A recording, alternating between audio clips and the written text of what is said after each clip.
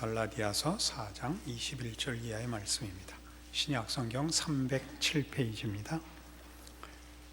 내게 말하라. 율법 아래에 있고자 하는 자들아, 율법을 듣지 못하였느냐? 기록된 바 아브라함에게 두 아들이 있으니 하나는 여종에게서 하나는 자유 있는 여자에게서 났다 하였으며, 여종에게서는 육체를 따라 났고 자유 있는 여자에게서는 약속으로 말미암았느니라.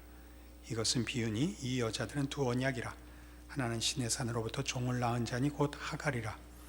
이 하갈은 아라비아에 있는 시내 산으로서 지금 있는 예루살렘과 같은 곳이니 그가 그 자녀들과 더불어 종노릇하고, 오직 위에 있는 예루살렘은 자유자니 곧 우리 어머니라. 기록된 바 잉태하지 못한 자여 즐거워하라. 산고를 모르는 자여 소리질러 외치라. 이는 홀로 사는 자의 자녀가 남편 있는 자의 자녀보다 많음이라 하였으니, 형제들아 너희는 이삭과 같이 약속의 자녀라. 그러나 그때 육체를 따라 난 자가 성령을 따라 난 자를 박해한 것 같이 이제도 그러하도다.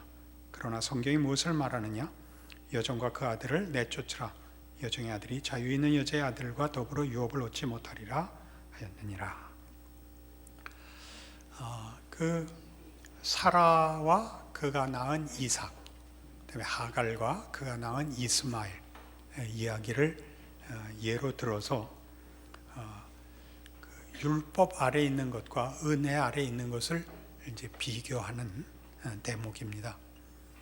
우리 갈라디아서 전체가 기독교 신앙의 근거가 어디 있느냐 하는 문제를 다루고 있고, 그 근거가 한 개인의 안에 내재하는 자신이 가지고 있는 능력이냐, 밖으로부터 온 은혜의 선물이냐 하는 문제를 다루고 있는 중입니다. 이 비유는 종종 바울이 의도한 것보다 더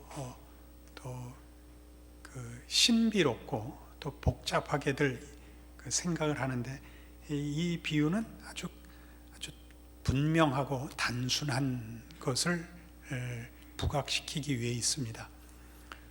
뭘 비교하냐 하면, 사라가 난 이삭과 하갈이 난 이스마엘의 차이는 어머니에 따라가는 거다, 그겁니다. 이스마엘과 이삭이 누가 더 낫냐 하는 문제가 아니라, 사라는 부인이었고 하갈은 종이었기 때문에 부인이었던 사라의 아들은 자유인이고 종이었던 하갈의 아들은 종이 될 수밖에 없었다. 그 근거가 자신에게 있지 않았다. 그러나 하갈은 무슨 실수를 하느냐면, 자기가 먼저 아이를 낳기 때문에 자기의 지위가 자기가 난 아들로 인하여 신분과 지위가 바뀔 수 있다고 오해했다는 것이죠. 먼저 아들을 낳았으니까 자기가 사라를 업수히 여기고, 또 나중에 난 이삭을 희롱하고 해서 드디어 쫓겨나게 됩니다. 그러니까 어머니가 종이라서 그 태어난 아이가 종이 되는 것인데, 어떤 의미에서 훌륭한 아이를 낳았다고 해서 어머니의 신분이 바뀔 수는 없다. 만들어낸 결과가 원인이 될 수는 없다. 그 내용을 지금 사라와 하갈을 가지고 설명하는 것입니다. 그러니까 기독교 신앙에 있어서도 기독교 신앙의 결과는 하나님이 우리를 불렀기 때문에 생기는 것들이지, 우리가 하나님 앞에 바친 결과로서 내 신분이나 내 자격을 보충하거나 만들어내는 것은 아니다, 그 얘기를 하는 것이죠. 이때 이제 결론 부분에서 보겠습니다마는, 기독교 신앙은 당연히 거룩으로 부름을 받아서 거룩해져야 됩니다만, 거룩한 결과를 낳는 것은 예수 안에서 하나님이 불렀기 때문에 생기는 것들이지, 내가 거룩한 결과를 만들어서 내가 거룩한 사람이 되는 조건과 자격을 만들어낸 것은 아니다, 이 얘기를 하는 것입니다.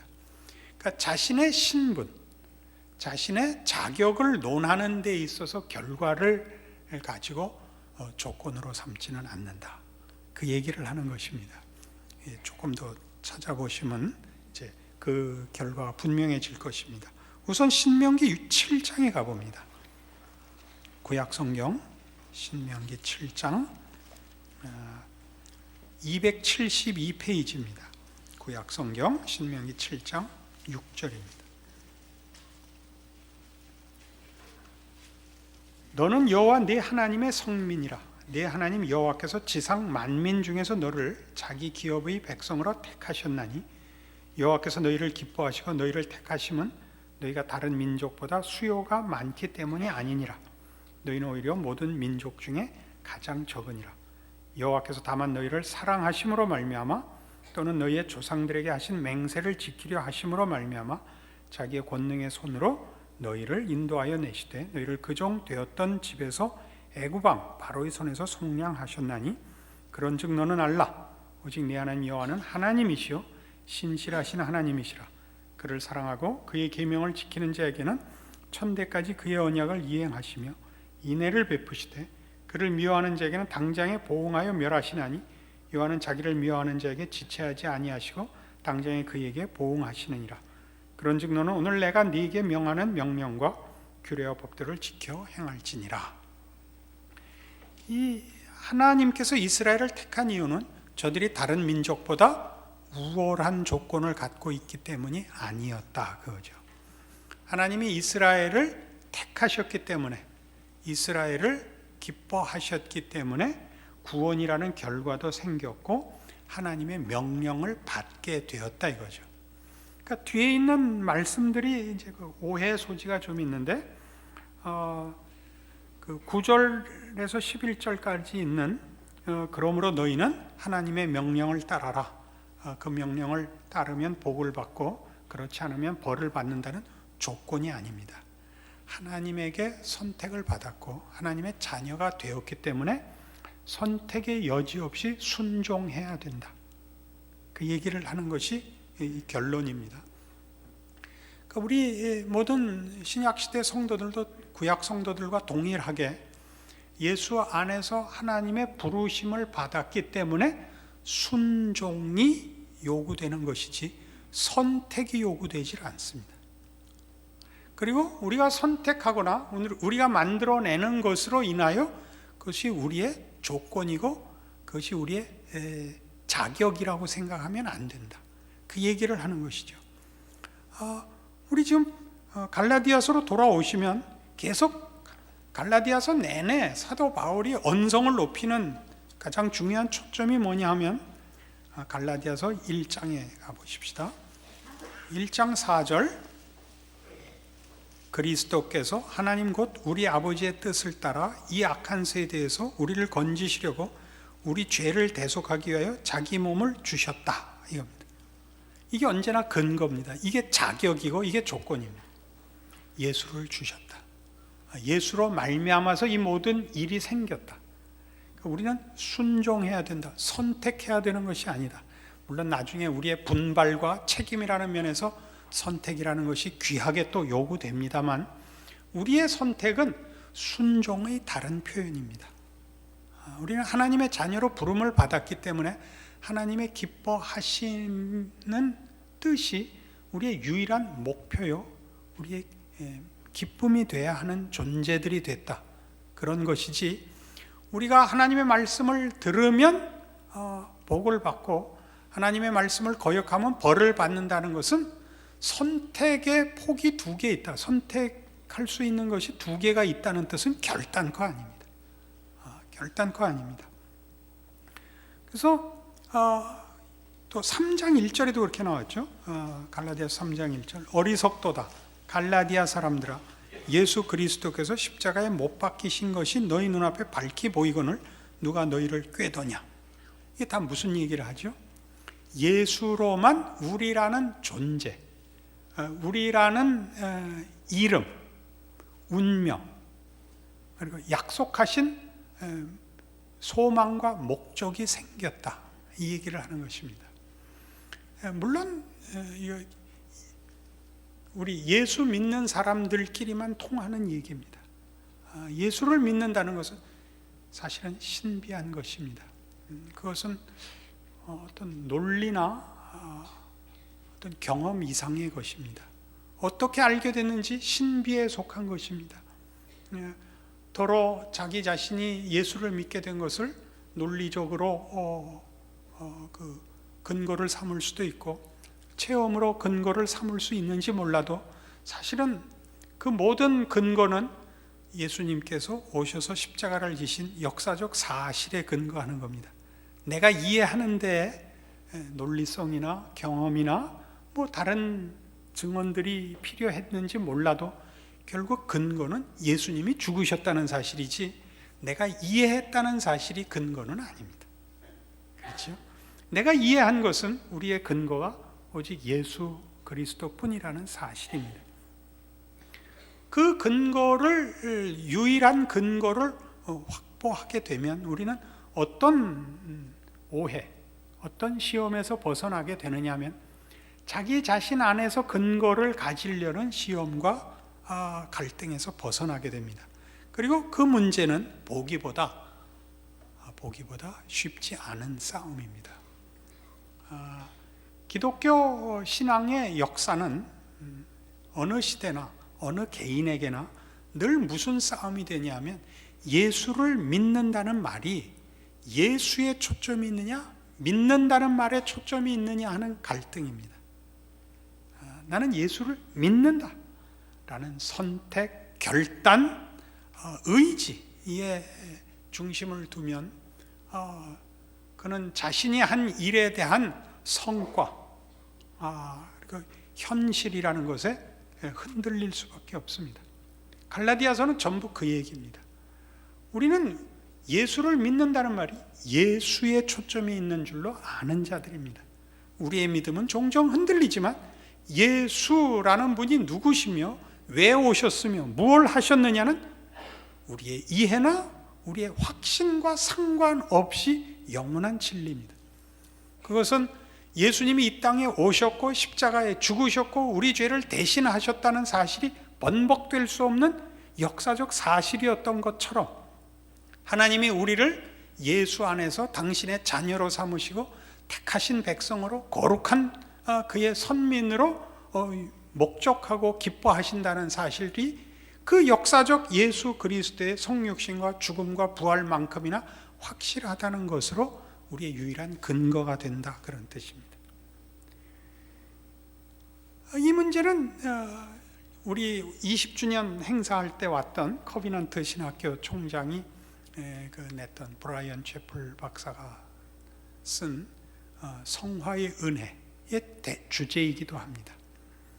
신자들이 신앙생활을 시작하고 예수를 믿고 신자로서 신앙의 실천을 할 때 닥치는 가장 큰 시험이 뭐냐? 자기 안에서 기독교 신앙의 근거를 확보하려고 하는 공로주의다. 이게 그 주제였습니다. 그리고 그 책에서 역사상 이 문제에 관하여 가장 큰 공헌을 한 유명한 목사님을 소개하고 있죠. 월터 마샬이라는 17세기의 목사님이신데 그도 이 문제를 갖고 씨름을 합니다. 왜냐하면 그의 성도들이, 자기가 목회하는 교회의 성도들이 신자답지 못하게 사는 것을 인하여 자살을 시도하기까지 하는 현실을 보고 그 월터 마샬 목사님이 자기 성도들을 위하여 이 설교를 합니다. 공로주의에 대하여 우리가 예수를 믿을 만한 자격이 있기를 바라는, 그래서 자기 안에 나는 예수를 믿는 사람이 분명하다 하는 확신을 얻으려고 하는 것에 대해서 그 잘못된 것을 지적하고 설명을 합니다. 그게 이 갈라디아서와 다 연결되는 것이죠. 뭐에 관한 것이라고요? 우리는 예수를 믿어서 믿음으로, 애매한 말입니다. 나의 결단과 의지라는 차원에서 믿음으로 우리라는 신자가 성립하는 것이 아니라 그 믿음이 성립하게 되는 예수 그리스도로 말미암아 우리의 믿음이 성립하며 나의 신자 된 것과 신자로서의 존재와 인생이 거룩한 백성으로 성립할 수 있게 된다. 이 가르침을 하는 거죠. 초점되는 싸움은 이겁니다. 이런 문제가 대두되는, 이런 문제가 설명되어야 되는 가장 큰 이유는 내가 예수를 믿고 거룩하게 살고 싶은데 현실이 그렇지 않다는 우리의 연약함 때문에 생기는 것이죠. 어느 성도나 다 이 문제에 걸려 있을 것입니다. 내가 소원하고 내가 기대하는 것만큼 신앙생활을 하지 못한다는 현실, 이 문제죠. 빌립보서 3장에 가면 이 문제에 대한 사도 바울의 아주 유명한 답변이 있습니다. 우리는 이 답을 자주 놓치는데요.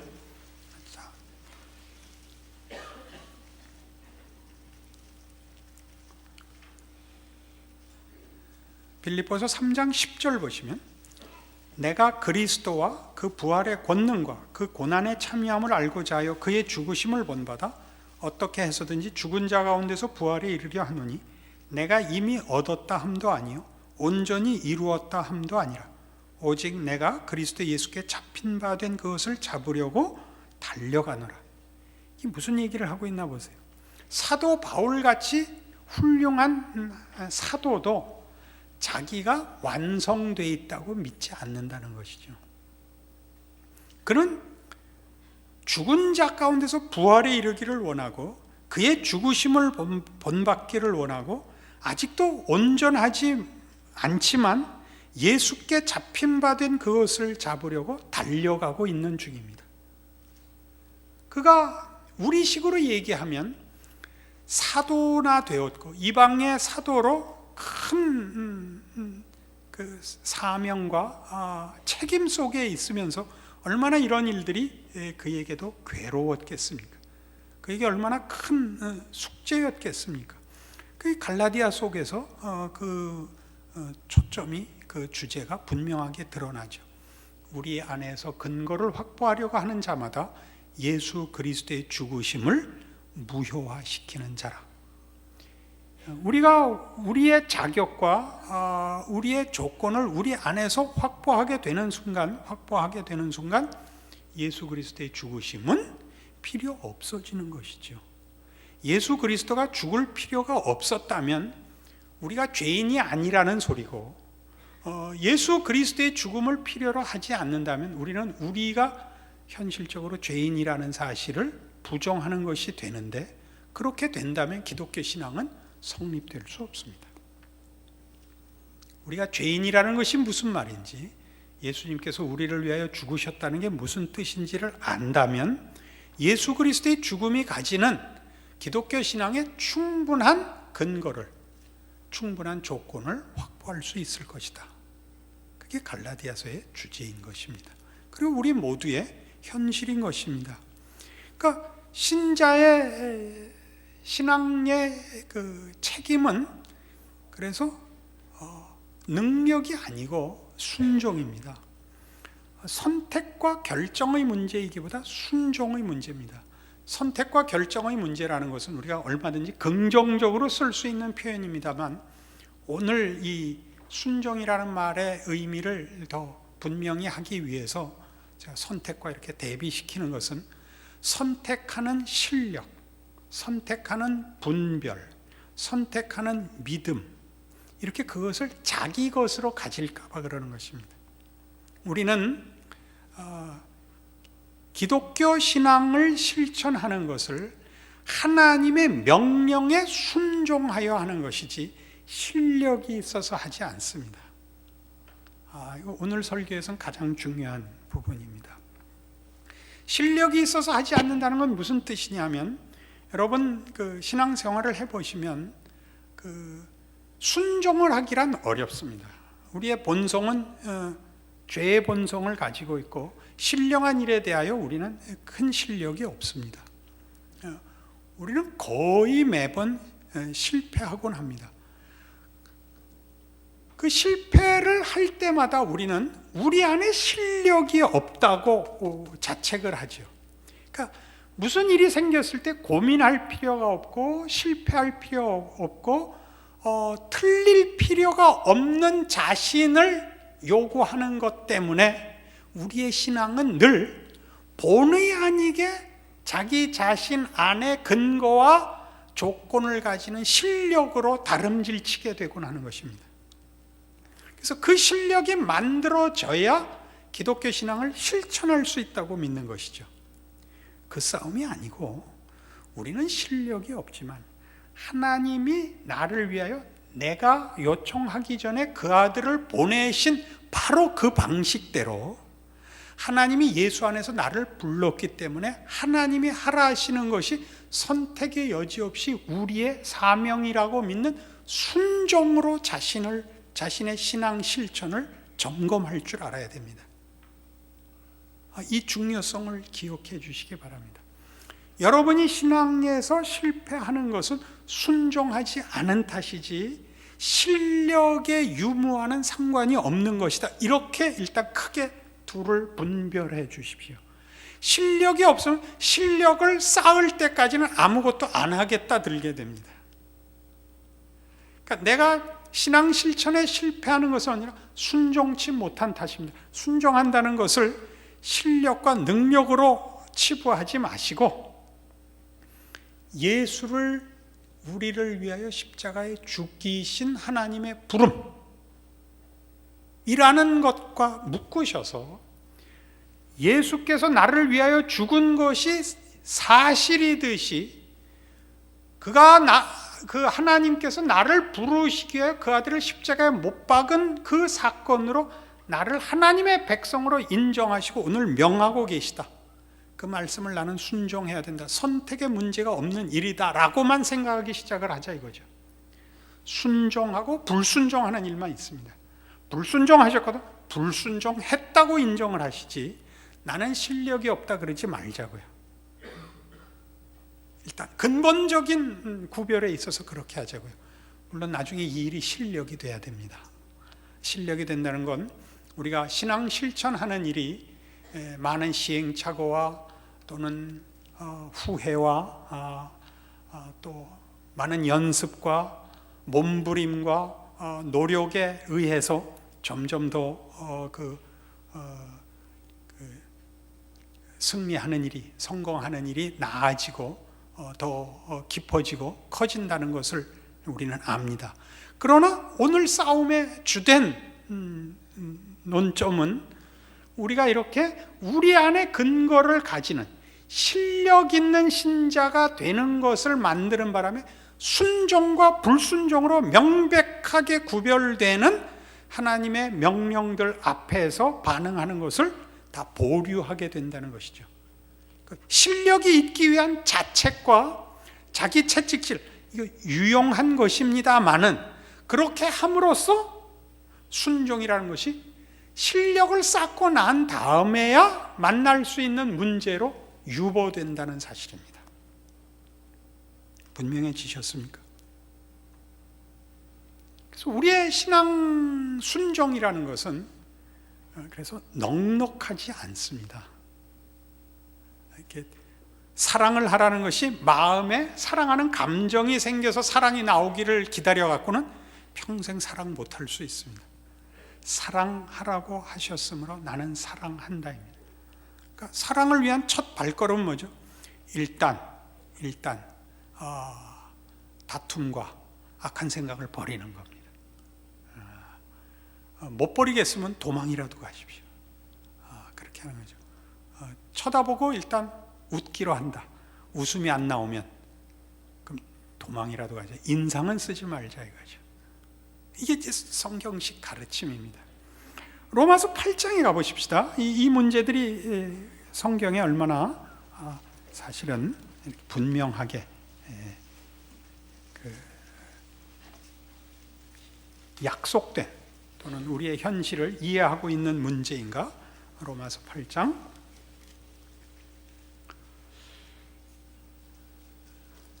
로마서 8장 29절부터 보죠. 250페이지입니다. 하나님이 미리 아신 자들을 또한 그 아들의 형상을 본받게 하기 위해 미리 정하셨으니 이는 그로 많은 형제 중에서 맏아들이 되게 하려 하심이니라. 또 미리 정하신 그들을 또한 부르시고 부르신 그들을 또한 의롭다 하시고 의롭다 하신 그들을 또한 영화롭게 하셨느니라. 이 29절과 30절은 아주 놀랍습니다. 예수 안에서 우리를 정하셨는데 그 정하심은 구원입니다. 구원을 정하셨는데 그 구원은 시작뿐만 아니라 완성까지의 부름입니다. 그래서 31절 그런즉 이에 대하여 우리가 무슨 말하리요? 만일 하나님이 우리를 위하시면 누가 우리를 대적하리요? 자기 아들을 아끼지 아니하시고 우리 모든 사람을 위하여 내어주시니가 어찌 그 아들과 함께 모든 것을 우리에게 주시지 아니하겠느냐. 이 32절 얘기가 무슨 얘기인지 아시겠죠? 예수는 이미 줬습니다. 예수를 주어서 우리를 죄와 사망에서 꺼내고 하나님의 백성으로 부르신 하나님이 그 부르심의 완성을 실패할 리가 없다 이거죠. 그 아들을 주시니가 그 아들과 함께 나머지 무엇을 더 아낄 것이 있겠느냐. 그 아들을 주신 것보다 더 큰 것이 뭐가 있겠느냐. 그 논리입니다. 우리가 예수를 믿으면서 자책하는 것이 다 왜 오냐 하면 예수를 믿었기 때문에 오는 자책이거든요. 예수를 안 믿으면 안 생기는 자책이죠. 내가 신자답지 못하다. 나는 왜 신앙이 요거밖에 안 될까? 예수를 믿는다는 절대 조건 하에서 생기는 자책입니다. 우리가 그 자책 속에서 뭘 발견해야 되냐면 예수를 주신 것이 취소될 수 없는 것처럼 예수를 주실 때 하나님이 당신의 모든 것을 주신 것처럼 우리가 아직 죄인 되었을 때 그 아들을 십자가에 죽이시는 하나님이 그렇게 시작한 구원을 실패하실 리 없다. 이걸 하는 거죠. 그러면 아까도 결론 부분에서 이미 우리가 언급하고 지나간 것 같이 실패하실 리가 없으니까 평안을 주십시오, 확신을 주십시오, 감동을 주십시오라고 가지 말잔 말이죠. 그러기를 바라는 한은 우리는 자신에게 조건과 능력을 채우느라고 신앙의 실제적인 실천의 시간을 놓치게 된다는 얘기입니다. 순종하시라고요. 그 아들을 주신 걸 변개시킬 수 없는 것 같이 우리에게 지금 선택할 문제는 순종이라는 것 하나뿐이다를 인정해야 된단 말이죠. 그래서 그렇게 사셔야 됩니다. 그렇게 하지 않은 것은 다 여러분이 여러분을 이렇게 충분하게 만들어서 보란듯이 신앙생활을 하고 싶은 겁니다. 보란듯이 하는 신앙생활이라는 없습니다. 죽을 것 같이 하는 신앙생활만 있습니다. 죽을 것 같이. 내가 할 수 없는 것을 합니다. 뭐같이? 죽을 수 없는 성자 하나님이 십자가에서 우리의 손에 의해서 죽는 것 같이. 그게 우리 기독교 신앙의 구원의 신비며 신앙생활의 신비입니다. 그리고 우리의 유일한 힘입니다. 그 근거를 붙잡으시는 오늘의 이 말씀이기를 바랍니다. 기도하십시다. 하나님 아버지 은혜를 감사합니다. 우리가 예수를 믿노라 고백하며 예수를 믿어 하나님의 백성된 자라 그렇게 믿고 살고 있는 자들입니다. 그러나 우리의 신앙의 현실은 거의 비참합니다. 이유는 단 하나입니다. 우리의 믿음이 부족한 탓입니다. 근데 그 믿음이 우리의 감정과 의지에 있게 마시고 사실에 있게 하여 주시옵소서. 예수 그리스도께서 십자가에 죽으신 것이 이렇게 분명히 보이거늘 누가 너희를 꾀더냐? 라는 사도 바울의 그 고함 소리를 우리 마음속에 늘 살려내게 하시옵소서. 우리가 신앙의 정당한 실천을 하지 못할 때마다 내가 나 스스로에게 근거를 만드느라고 실제적인 순종을 밀고 있구나. 하나님이 그 아들을 보내어 십자가에 못 박은 이 엄연한 사실을 내가 부정하고 있거나 이렇게 자신을 믿음으로 채찍질할 수 있게 하여 주시옵소서. 순종하게 하시고 승리하게 하옵소서. 그리하여 우리의 믿음이 크게 하옵소서. 예수님 이름으로 기도합니다. 아멘.